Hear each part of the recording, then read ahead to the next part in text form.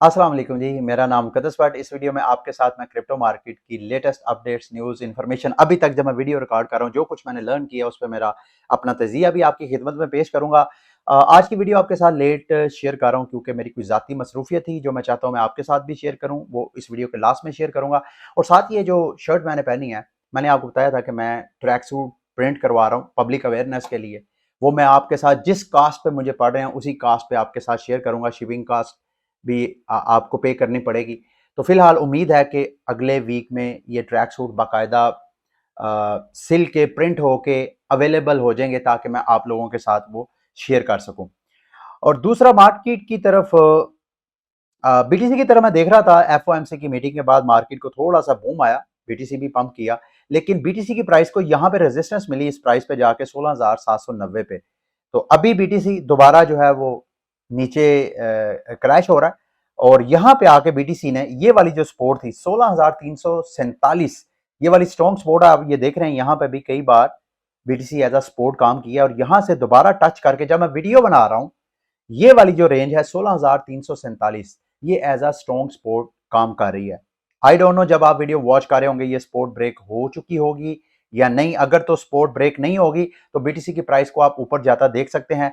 जो first immediate resistance है BTC की प्राइस को, जहां से अगर आपने नीचे से बाय किया तो एग्जिट ले सकते हैं शॉर्टली पार्शली, वो 17,000 की प्राइस है। 17,000 की प्राइस को ये अगर ब्रेक कर देती है तो फिर आप समझ सकते हैं कि मार्केट आहिस्ता आहिस्ता रिकवरी कर सकती है। अदरवाइज अगर ये सपोर्ट ब्रेक हो जाती है तो फिर हम दोबारा वही टॉक कर रहे होंगे कि बीटीसी की प्राइस जो है वो 14,000, फिर 12,000, फिर 10,000, वही गुफ्तगू सारी चाली होगी। अच्छा, इस दौरान जब बीटीसी सारी मार्केट को ऊपर लेके जा रहा था, एलटीसी की तरफ मैं देख रहा था, एलटीसी ने अपनी जो इस साल के स्टार्ट में जब टेरा लूना का क्रैश हुआ, सारी मार्केट क्रैश की, उस वक्त की ये स्ट्रॉन्ग रेजिस्टेंस एलटीसी की प्राइस की $73। अभी इसने एलटीसी ने इसको ब्रेक किया और उसके बाद अभी मार्केट फिर दोबारा चूंकि थोड़ी क्रैश कर रही है तो एलटीसी की प्राइस यहां से नीचे क्रैश होती हुई आपको नजर आ रही है। और एलटीसी की प्राइस ने दोबारा ये वाली जो सपोर्ट है, ये आपको नजर आ रहा है, ये वाली जो सपोर्ट है जो एज अ रेजिस्टेंस काम कर रही थी, उसको एज अ सपोर्ट यहां से प्राइस नीचे आई है, लेकिन यहां से फिर अब दोबारा ऊपर बाउंस होती हुई नजर आ रही है। अगेन जब मैं वीडियो रिकॉर्ड कर रहा हूं इस वक्त ये प्राइस एज अ सपोर्ट काम कर रही है। अगर ये सपोर्ट ब्रेक हो जाती है तो एलटीसी की प्राइस को आप नीचे दोबारा जाते देख सकते हैं $64 के करीब। अगर आप बाय ऑर्डर लगाना चाहते हैं, इस पर ट्रेडिंग करना चाहते हैं, तो आपका जो बाइंग प्राइस बनती है वो $64 के करीब बनती है। 65 बेशक आप कर लें। और अगर यहाँ से दोबारा ऊपर जाती है तो एलटीसी की प्राइस जो है वो नेक्स्ट, मैं रेजिस्टेंस आपको बता देता हूँ। मेरी नज़र में नेक्स्ट रेजिस्टेंस एलटीसी की प्राइस को $106 पे, अगर यहाँ से ये सपोर्ट एलटीसी की ये वाली जो प्राइस है $74 की सपोर्ट रहती है और अगली कैंडल, ये डेली की कैंडल है, अगर आज की कैंडल जो है ऊपर ऊपर ही क्लोज हो सकती है तो मोस्ट प्रोबेबली एलटीसी की प्राइस जो है वो ऊपर दोबारा $100 की तरफ जा सकती है। रास्ते में कहीं भी उसको रेजिस्टेंस नहीं नजर आ रही है। इसी तरह एक्सआरपी की प्राइस ने भी अच्छा खासा मोमेंटम, और एक्सआरपी की प्राइस भी दोबारा अपनी ये जो रेजिस्टेंस थी 39 सेंट की, इस रेजिस्टेंस को ब्रेक करके ऊपर गई, फिर अब दोबारा नीचे आई है। नीचे आई है तो अभी ये देखें यहाँ पे ओपनिंग हुई है और इस जगह पे ट्रेड हो रही है 40 सेंट के ऊपर।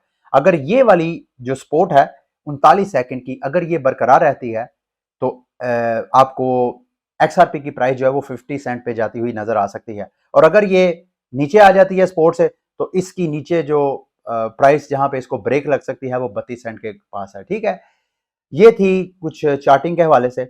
मार्केट की पिछले 24 घंटों से जो हॉट टॉपिक है क्रिप्टो मार्केट का वो है मेटामास्क में रिसेंटली जो अपडेट्स हैं। मैंने अपने चैनल पे मेरा ख्याल है कल ही एक डिटेल 40 मिनट की वीडियो बनाई है मेटामास्क और पर्सनल वॉलेट्स के ऊपर कि आपको पर्सनल वॉलेट क्यों यूज करने चाहिए, आप कैसे क्रिएट कर सकते हैं, कैसे उनसे आप ट्रेडिंग कर सकते हैं, सारी चीजें मैंने डिस्कस की। और उसके फौरन बाद ये अपडेट आ गई।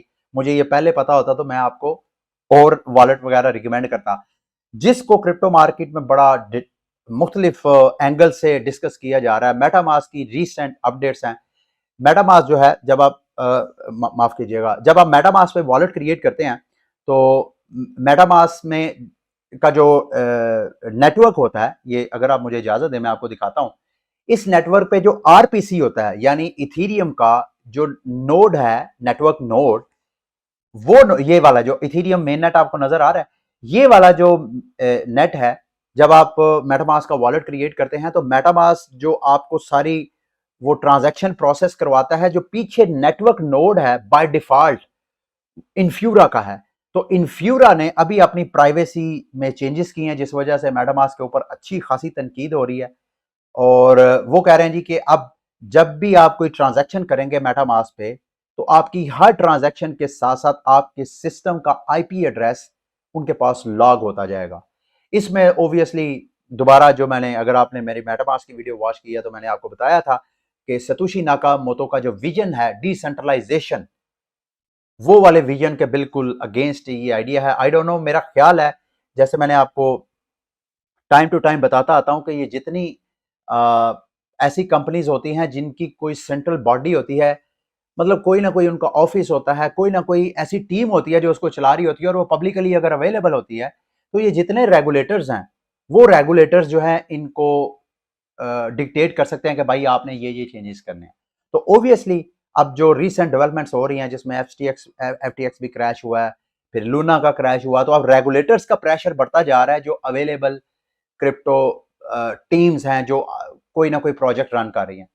तो मेटामास्क जो कि कंसेंसस, और मेटामास्क कंसेंसस ने बनाया, और कंसेंसस कौन है मैं ऑलरेडी मेटामास्क की वीडियो में बता चुका हूं कि इथेरियम के को फाउंडर हैं, उन्होंने मेटामास्क बनाया, और वो इन्फ्यूरा की आरपीसी यूआरएल यूज करते हैं। अगर आप प्राइवेसी के हवाले से कंसर्न है, आप चाहते हैं कि भाई आप मेटामास्क को यूज करना चाहते हैं, लेकिन आप नहीं चाहते कि आपका आईपी एड्रेस जो है वो ट्रेस हो, तो उसका एक आसान तरीका यह है कि यहां पे आपने आना है, अपने मेटामास्क को ओपन करना है, यहां पे आपने एक और नेटवर्क ऐड करना है, करना आपने इथेरियम का ही है, सिर्फ आपने आरपीसी यूआरएल चेंज करना है।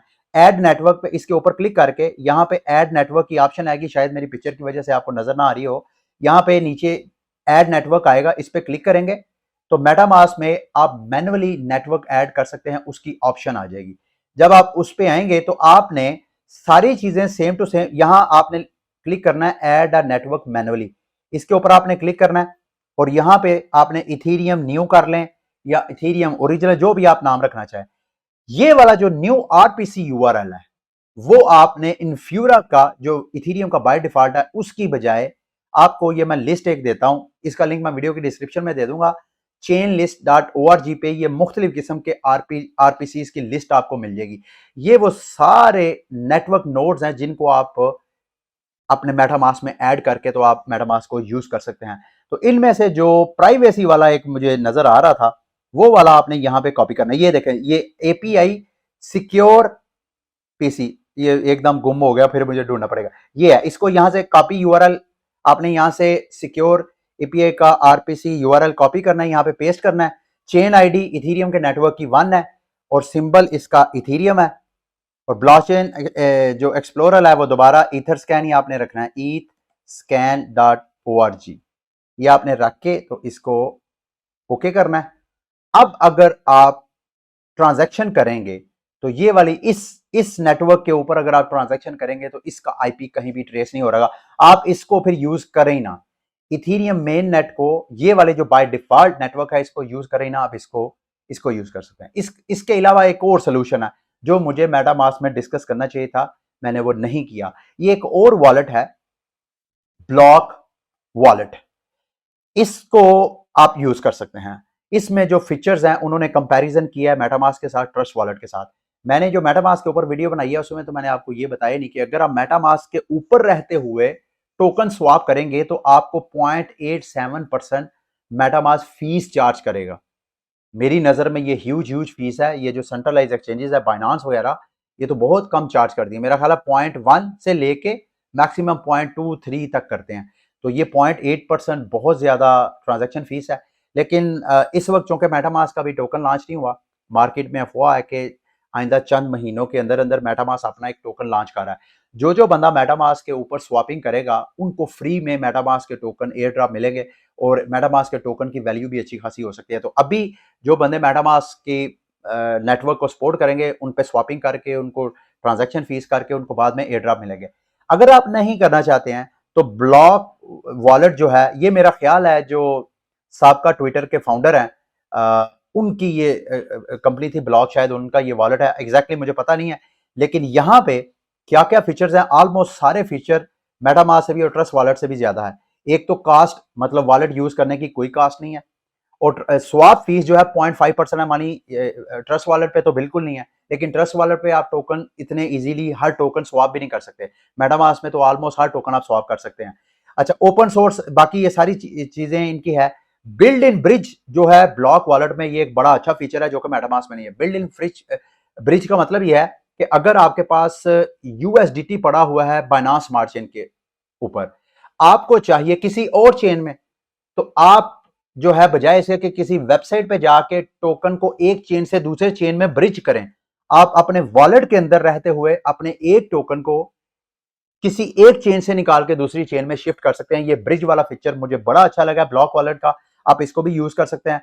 मुझे अब ये नहीं पता कि जो ब्लॉक वॉलेट है वो कौन कौन से टोकन और कॉइन्स को सपोर्ट करता है, कौन कौन सी चेन्स।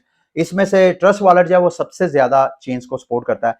अब जो कि मैंने ब्लॉक वॉलेट नहीं यूज किया, मुमकिन है जितने चेन्स को ट्रस्ट वॉलेट यूज करता है उतनी ही चेन्स को ब्लॉक वॉलेट भी यूज करता हो, लेकिन ट्रस्ट वॉलेट को यूज करना बिल्कुल फ्री है। अगर टोकन वहां पे स्वैप होते हैं वो बिल्कुल फ्री है जी, इसको भी आप यूज कर सकते हैं। अच्छा जी, अब अगली मार्केट की न्यूज, ये विली वू एक क्रिप्टो मार्केट का बहुत बड़ा नाम है।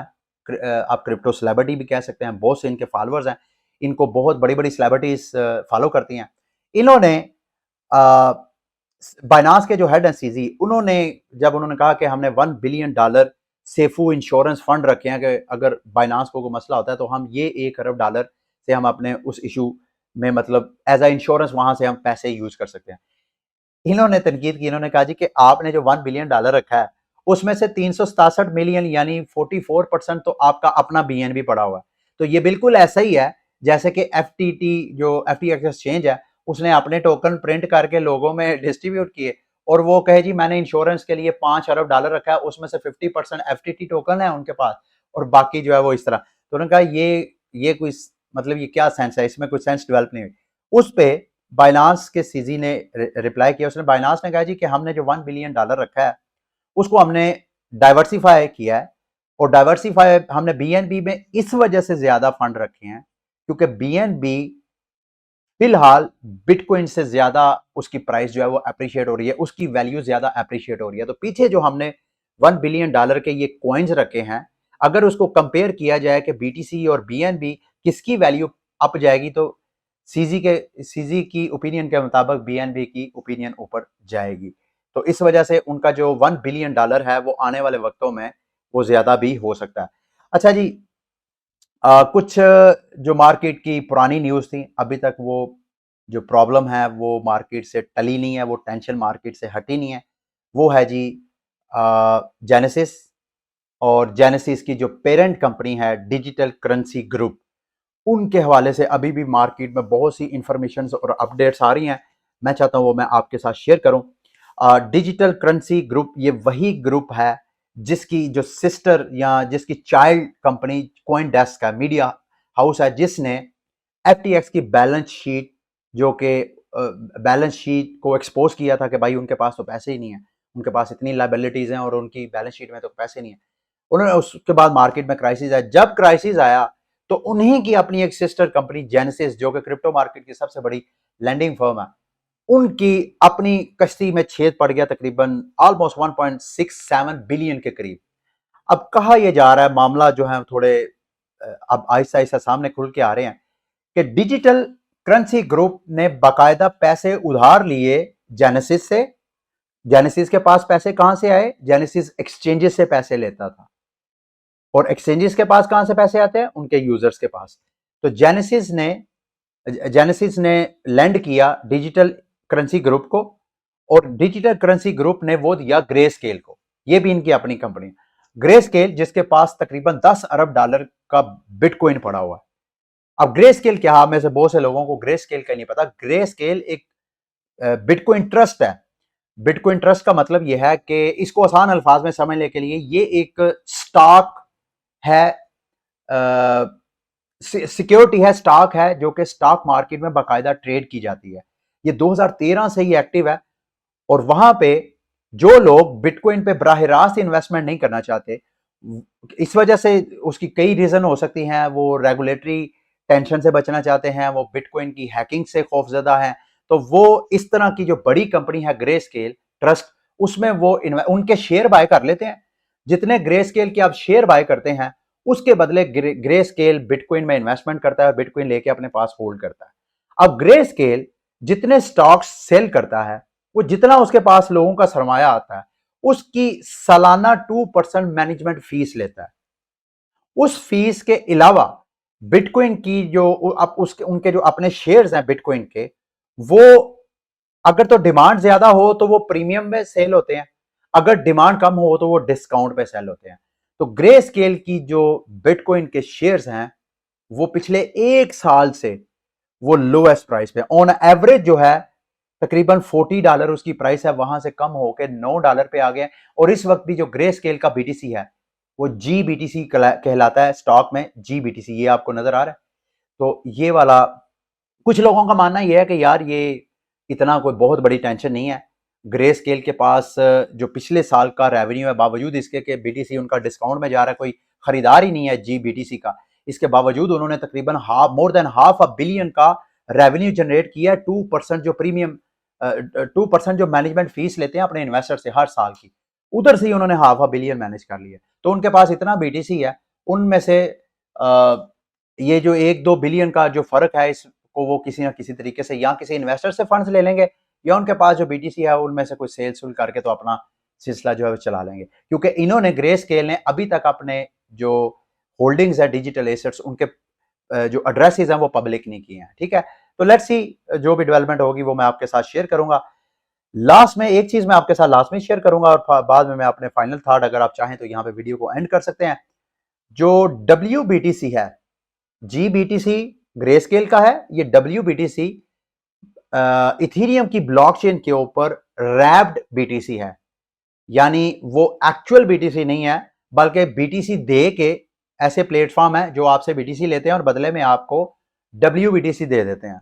क्यों देते हैं? ऑब्वियसली वो जो अगर वो ट्रेडिंग, मतलब फॉर एग्जांपल मेरे पास BTC है और मैंने कोई ट्रेडिंग करनी है इथेरियम की चेन के ऊपर, कोई टोकन बाय करना, तो मैं BTC अपना सेल नहीं करना चाहता, तो मैं BTC दे के वहां से WBTC लेके लूंगा। जब मैं WBTC लूंगा तो मैं इथेरियम की चेन पे चला गया, वहां फिर मैं WBTC के जरिए इथेरियम के टोकन्स की ट्रेडिंग वगैरह कर सकता हूँ, ये सारे। तो जब से FTX का क्रैश हुआ है, WBTC की प्राइस जो है वो 1 WBTC is equal to 1 BTC होना चाहिए था। अभी वो पैज होके नीचे ड्रॉप हुआ है। मेरा ख्याल है अगर मार्केट ने वाकई रिकवरी करनी है तो इसको दोबारा $1 की प्राइस पे जाना पड़ेगा, नहीं तो ये भी एक तरह की टेंशन है, क्योंकि WBTC में भी बिलियंस ऑफ डॉलर की इन्वेस्टमेंट है। ये भी अगर मजीद प्रेशर बढ़ता है तो ये भी मार्केट के लिए अच्छी न्यूज़ नहीं है।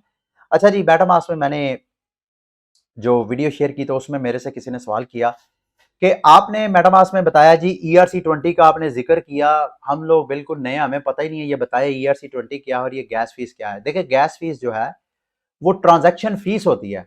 हर जो मेन, इतनी तो आपको समझ होगी कि हर ब्लॉकचेन जो स्मार्ट कॉन्ट्रैक्ट का मतलब ये है कि एक चेन है, उसके ऊपर आप टोकन अपने अपने लॉन्च कर सकते हैं। जब आप टोकन लॉन्च करते हैं तो आप एक स्मार्ट कॉन्ट्रैक्ट अपना बनाते हैं। तो जब आप एक ब्लॉकचेन के ऊपर अपना टोकन लॉन्च करते हैं, तो जब भी आप ट्रांजैक्शन करते हैं अपने क्रिप्टो करेंसी की, अपने टोकन की, बेशक आप करें या आपके यूजर करें, तो फाइनल सेटलमेंट आपकी सारी इंफॉर्मेशन वो आपका, चूंकि टोकन का कोई अपनी डेटाबेस नहीं है, आपकी कोई अपनी चेन नहीं है, आपने तो किसी और चेन के ऊपर अपना टोकन लॉन्च किया, तो जब आप उस चेन के ऊपर अपनी ट्रांजैक्शन करते हैं तो वो चेन आपसे रेंट लेती है, जिसको गैस फीस बोलते हैं। यानी जब कभी भी आप कोई ट्रांजैक्शन करते हैं तो वो चेन जिसके ऊपर वो टोकन लॉन्च हुआ होता है, वो चेन गैस फीस चार्ज करती है, वो ट्रांजैक्शन फीस चार्ज करती है। दूसरा, मैंने ERC20 आपको बताया। ERC20 क्या है? ये एक्चुअली ये नेटवर्क कोड है, मतलब हर चेन का अपना अपना कोड है। इन कोड से ही आपको पता चल जाना चाहिए कि ये किस चेन की बात हो रही है। इथेरियम का कोड है ERC20, बाइनांस का है BEP20, इसी तरह बिटकॉइन का अपना है। हर जो चेन है उनका अपना अपना कोड है, तो ये कोड आपको याद करने पड़ेंगे। मतलब जब तक ये आपको कोड या मैटिक का, मेरा ख्याल है मैटिक का है ही कोड, मैटिक। तो इस तरह हर चेन के, इसी तरह ट्रोन का है TRC20। ठीक है, तो हर चेन का अपना अपना जो है ये नेटवर्क कोड है, ये कोड आपको पता होना चाहिए। मैंने उस वक्त एक्सप्लेन नहीं किया था। अच्छा जी, लास्ट में मेरे फाइनल थॉट, मेरे आज बच्चों का स्कूल में था ग्रैंड पेरेंट डे। एक तो मैंने अपनी लाइफ में कभी ऐसा नहीं देखा कि स्कूल वाले अरेंजमेंट करें कि बच्चे अपने दादा दादी को लेके आए और वो बच्चों को उनके नौनिहाल, उनके मासूम बच्चों से परफॉर्मेंस करवाते हैं ताकि दादा दादी उनको एक्सपीरियंस करें। तो मेरे लिए बड़ा इमोशनल सीन था। मैंने उधर छोटी सी स्पीच भी की थी और मेरी आंखों से एक तरह के आंसू आ रहे थे, क्योंकि ना तो मैंने अपने दादा दादी देखे, नाना नानी देखे जब मैं पैदा हुआ, और ना ही मेरे बच्चों के दादा दादी नहीं है। नाना अबू फोत हो गए हैं, मेरे बच्चों ने देखे हैं लेकिन फोत हो गया, नानो सिर्फ रहती हैं। तो मैं सिर्फ एक गुजारिश आपके साथ करना चाहता हूँ, उसके बाद वीडियो को एंड करूँगा, कि मैं अपने बच्चों को हर वो चीज़ दे सकता हूँ जो मेरी कैपेसिटी में है, लेकिन ये वो चीज़ है जो मैं अपने बच्चों को कभी नहीं दे सकता, और इसका मुझे दुख रहेगा। मैं ये क्यों बात कह रहा हूँ? मेरा मानना ये है कि जब हम बच्चों की परवरिश करते हैं, तो मेरे जो बच्चे हैं, यानी जो मेरे बच्चे हैं, मुझे फ़िक्रे मुआश और मेरी बीवी को घर की खानादारी में, हम माँ-बाप के पास तो टाइम ही नहीं होता कि बच्चों को वो ज़्यादा से ज़्यादा टाइम दे दें। सिर्फ़ घर में जो दादा-दादी होते हैं, वो या चाचू, या ये जो रिश्ते होते हैं, फूफो, ये रिश्ते होते हैं जो बच्चों को टाइम चाहिए होता है। अब मेरे घर में ऑलमोस्ट जितनी मेरी औकात है, उसमें रह के मैंने बच्चों को हर वो दुनियावी चीज़ दे दी है। लेकिन एक बार जब मैं उनको वो एक्सबॉक्स खेल रहे हों, वो कुछ भी कर रहे हों, मैं एक बार उनको कहूँ ना, बच्चों आओ हम छुपन-छुपाई खेलें, आओ हम लूडो खेलें, या हम कोई गेम खेलें, यकीन माने वो हर चीज़ को छोड़ के आ जाते हैं। बच्चे टाइम माँगते हैं। तो मैं अक्सर कहता हूँ कि जब हम पेरेंट होते हैं तो हम खुद अपने बच्चों को प्यार नहीं करते, क्योंकि हमारे पास टाइम नहीं होता। जो बाप होता है, जैसे मैंने कहा, वो उसको फ़िक्र मुआश की टेंशन होती है कि ख़ानदान के लिए वसाइल पैसा पैदा कैसे करने हैं, और माँ बेचारी हर वक़्त खानादारी, तरह-तरह के रिश्तेदारों को डील कर रही होती है और हर वक़्त चिड़चिड़ी, ये ना करो, ये ना करो, ये ना करो। तो फिर जब हम बूढ़े होते हैं, फिर हम अपने बच्चों के बच्चों, हमारे पास फिर उस वक़्त हमारे पास टाइम होता है। उस वक़्त अच्छा, फिर इत्तेफ़ाक देखें, कुदरत का हुस्न देखें कि बच्चों को टाइम चाहिए और माँ-बाप के पास टाइम नहीं होता, और दादा-दादी के पास टाइम ही टाइम होता है। दादा-दादी के पास टाइम ही टाइम, नाना-नानी के पास टाइम ही टाइम, और बच्चों को टाइम चाहिए। बीइंग अ पेरेंट, आप इनमें ब्रिज बने, इन दोनों को मिलाएँ। ऐसे बदकिस्मत मैंने उधर स्कूल में कुछ पेरेंट्स देखे कि उनके बच्चों के दादा-दादी थे भी, फॉर सम रीज़न वो उनको लेके नहीं आए थे और खुद आए थे। मैंने मैं सिर्फ़ ये गुज़ारिश करना चाहता हूँ, आपके अगर माँ-बाप हैं और आप अपने माँ-बाप से अलग रह रहे हैं इस वजह से, क्योंकि आपके माँ-बाप आपकी सोच के मुताबिक वो सही नहीं है, वो आपके बच्चों को बिगाड़ते हैं, ऐसा ना करें। क्योंकि आपके माँ-बाप जिस उम्र में हैं, उस उम्र में जाके एक तो बुढ़ापा, बीमारियाँ, और बुढ़ापे और बीमारियों की वजह से इंसान में जो हार्मोनल चेंजेस होते हैं, उन हार्मोनल चेंजेस से बाज़ औक़ात जो हमारे बड़े हैं वो ऊट-पटांग हरकतें कर रहे होते हैं, हमें समझ नहीं आ रही होती, क्योंकि हम जवान हैं, हम ज़हनी तौर पे, जिस्मानी तौर पे फिट हैं, वो नहीं है। और अगर कोई गलती कोताही उनसे हो जाती है, मेरे दादा-दादी मैंने नहीं देखे, मेरे से पूछ के देखें। आज वहाँ पे स्कूल में मैंने दूसरे बच्चों को के दादा-दादी को वहाँ देखा, मेरे लिए वो मोमेंट देखने वाला। तो अगर आपके बच्चों के पास ये नेमत है, तो उनको महरूम ना करें। आपके माँ-बाप जो हैं, अगर आज आप अपने बच्चों को बताएँगे कि मेरे आपके दादा-दादी के साथ हम इस वजह से नहीं रह रहे क्योंकि वो गलत हैं। अगर आप ये गलत और सही के तराजू से अपने माँ-बाप को तोलना शुरू कर देंगे, तो आप अपने बच्चों को बता रहे हैं। कल को वो जब जवान होएँगे, उनके बच्चे होंगे तो वो आपसे अलग होएँगे, क्योंकि आपने उनको ये दर्स दिया है कि अगर बच्चों मैं गलत होऊँगा, तो आप अपने बच्चों की सेफ्टी के लिए मेरे से अलग हो जाना।